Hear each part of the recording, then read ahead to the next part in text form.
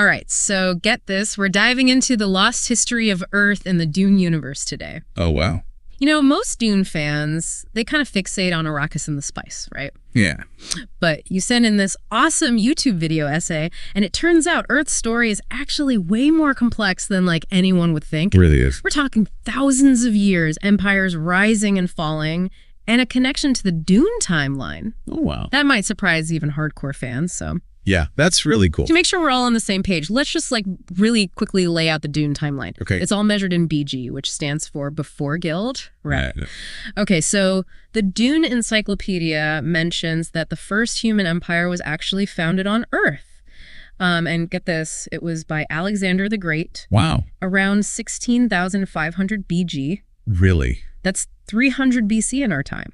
Oh, wow. It's crazy. He's like the OG of the Dune timeline. It really puts things into perspective. Totally. And what's even more interesting is that this single empire, it's like the seat of power, it shifted over thousands of years. So like it moved from Earth to places like Byzantium, Madrid, London, even Washington. It's like a sped up version of our own planet's history. I know, right? It's wild. And then there's this movement called Rescue of Treasures. Okay. Which happened around 13,042 BG.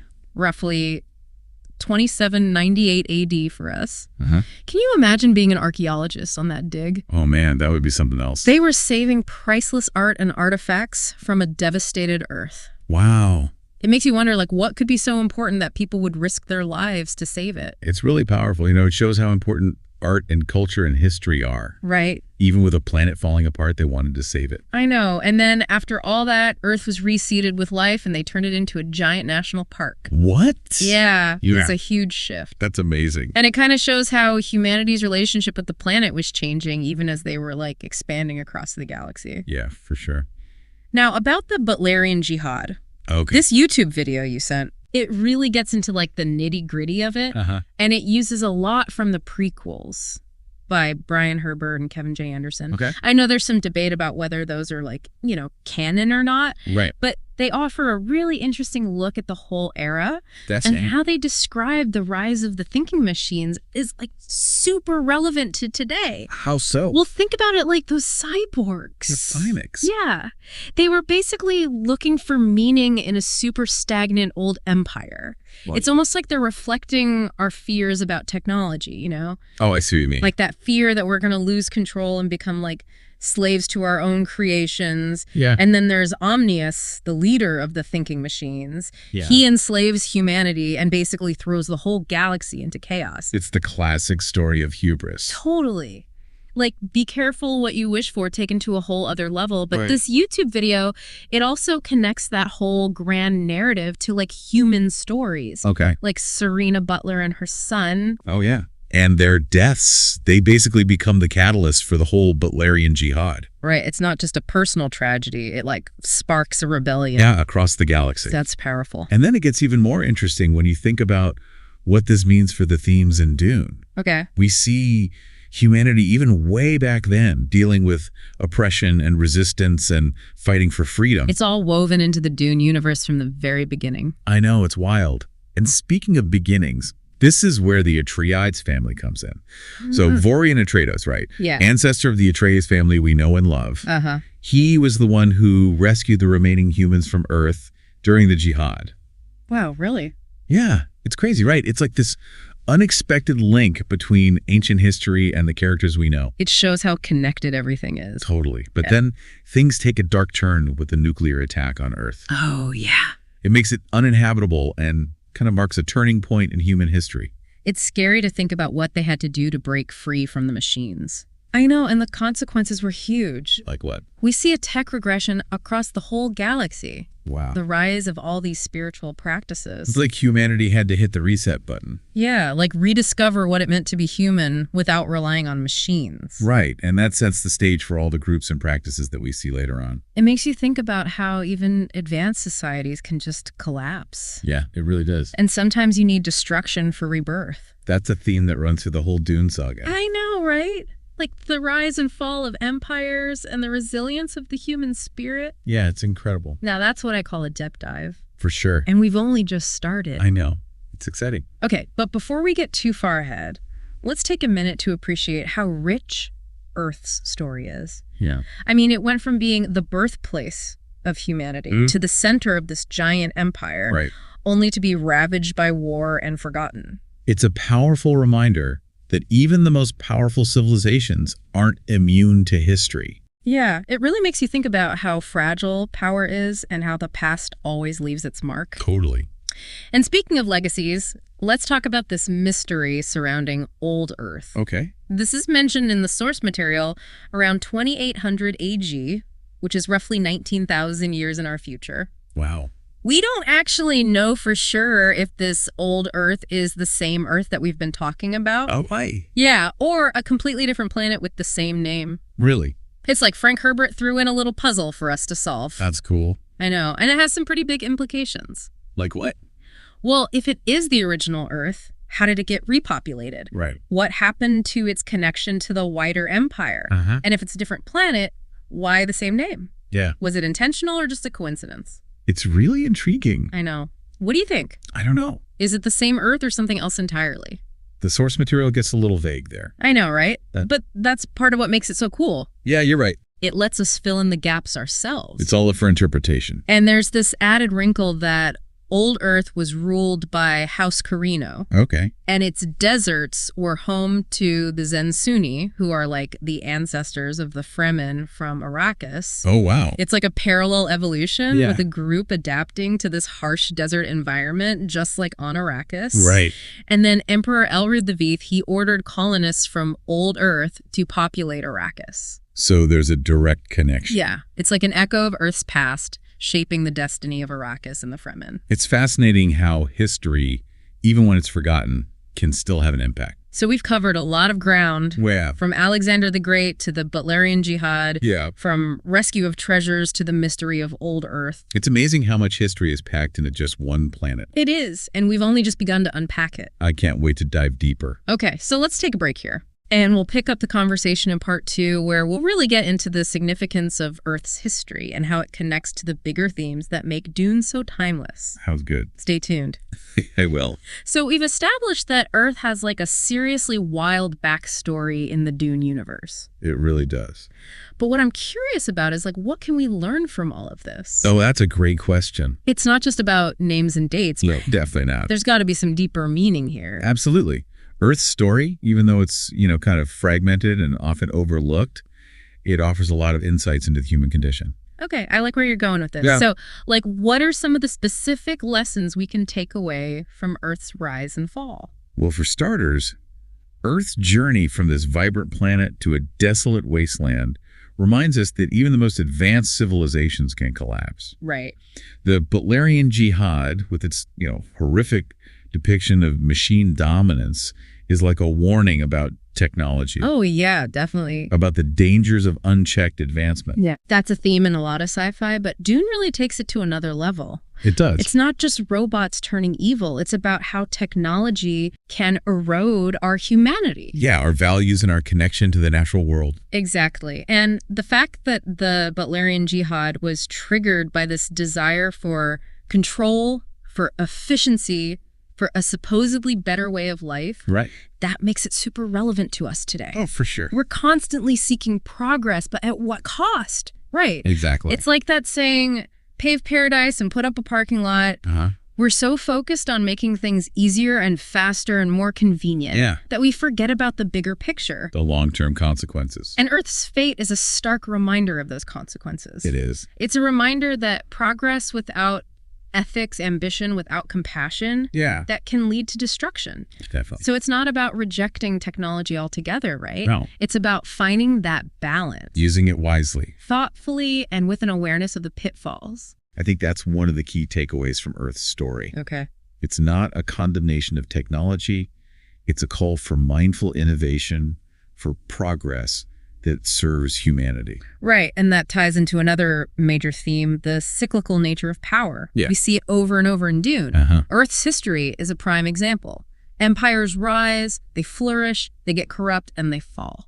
It's this inevitable pattern. Right, it's like power corrupts and absolute power corrupts absolutely. But it's more nuanced than that. Okay, how so? It's about recognizing the flaws in any system of power. Okay.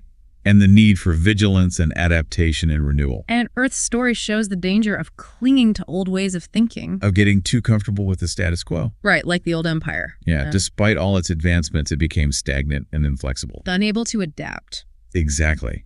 Which makes me think about the rescue of treasures movement. Yeah. Even with the planet collapse, there were people who wanted to preserve the past, to hold on to the pieces of culture and history that connect us to who we are. That's beautiful. It really is. It's such a great example of human resilience. It's that desire to create, to preserve, to connect with something bigger than ourselves. It makes you wonder, what would we save if our own world was facing a crisis? That's a great question. What objects, what stories, what values would we carry forward? Those are profound questions. And I think that's what makes Earth's story so compelling. Yeah. It's not just about the past, it's about the choices we make now that shape the future. That's a great point. And speaking of the future, let's go back to the mystery of old Earth. Okay.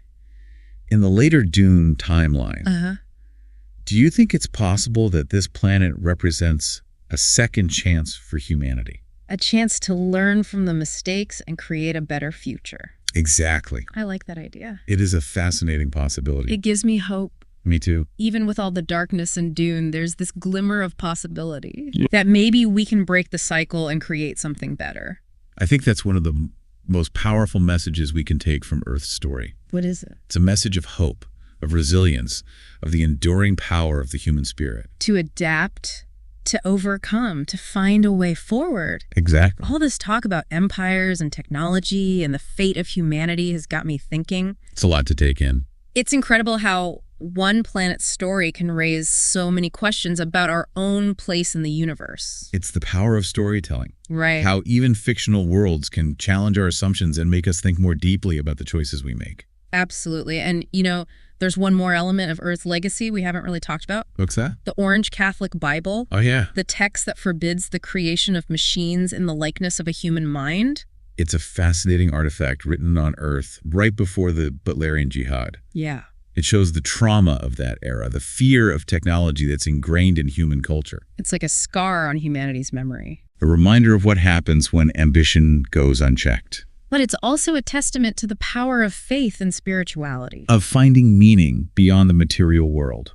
So we've covered a lot of ground with Earth's lost history in the Dune universe. We have. We've uncovered layers of meaning-connected events grappled with big questions. It's been quite a journey. I feel like we've just scratched the surface, though. There's always more to learn, more to explore. I know, right? That's the beauty of a deep dive like this. Okay. It's not about finding all the answers. It's about opening ourselves up to new possibilities. New interpretations. New ways of seeing the world. Well said.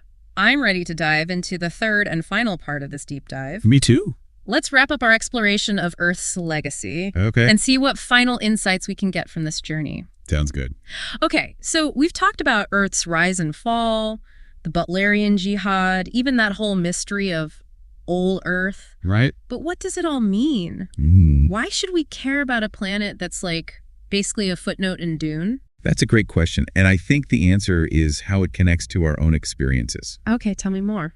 Well, think about the themes we've been discussing, like the dangers of unchecked technology, the cycles of power, the importance of history and culture. Yeah. These aren't just abstract ideas, they're challenges we face today. You're so right. It's like looking at these things through the lens of Dune gives us a whole new perspective. Exactly. It's like holding up a mirror to ourselves. So if we apply this to Earth, what are some parallels we can draw to our world? Well, the Butlerian Jihad is a pretty clear warning about AI. Oh, yeah, for sure. We're building super sophisticated AI systems today. Right. And there are benefits, but also risks. Like, how do we make sure AI serves us and doesn't control us or even replace us? Right. The Butlerian Jihad shows what can happen when we lose that balance. And it's not just AI. Think about the environmental destruction of Earth in Dune. Oh, yeah. It's a reminder of our own ecological challenges. Climate change, pollution, resource depletion.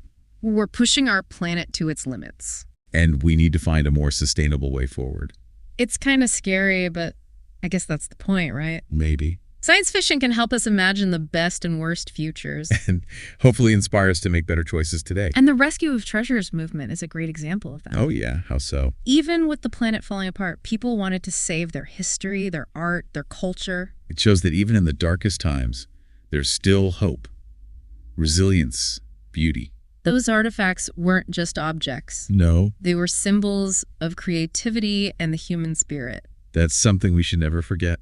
Okay, so we've talked about the parallels to our world. Right. But what about Dune's bigger themes? How does Earth fit into that? Well, Earth's fate shows the cyclical nature of history, which is a big theme in Dune. Okay. Empires rise and fall. Civilizations come and go, power shifts. It's a constant pattern. And Earth's story is just one part of it. But it's a big part, right? It is. It's where humanity in Dune began. The origin point. And the fact that it's lost and forgotten makes it even more powerful. It becomes this ghost that haunts the present. A reminder that even the greatest civilizations can fade away. And that adds another layer to Dune. Right. It reminds us that history isn't just facts and dates. It shapes who we are. And even though Earth is gone, its legacy lives on. How so? Like the Orange Catholic Bible. Oh, yeah. That ban on thinking machines comes directly from the Butlerian Jihad. It's like a scar that never healed. It shapes beliefs even thousands of years later. It's amazing how the past can have such a lasting impact. This has been such a mind-blowing deep dive. It has. I have a whole new understanding of Earth in the Dune universe. Me too. It's not just a background. It's central to understanding humanity, power, and legacy. It's a human story. Yeah. A story about our triumphs and failures, our hopes and fears. And maybe by looking back, we can learn from the past and make a better future. So as we wrap up, what's the one thing you hope listeners take away from this? I hope they'll feel a sense of wonder and curiosity about the past. Yeah. And a willingness to explore the big questions that Dune asks about humanity and our place in the universe. I couldn't have said it better myself. Thanks. And hey, maybe this will inspire some people to do their own research and dive even deeper into the mysteries of Earth and Dune. That would be amazing. There's always more to discover, more to learn, more to think about. That's for sure. Thanks for joining us on this journey. Until next time, may your deep dives be filled with wonder and discovery.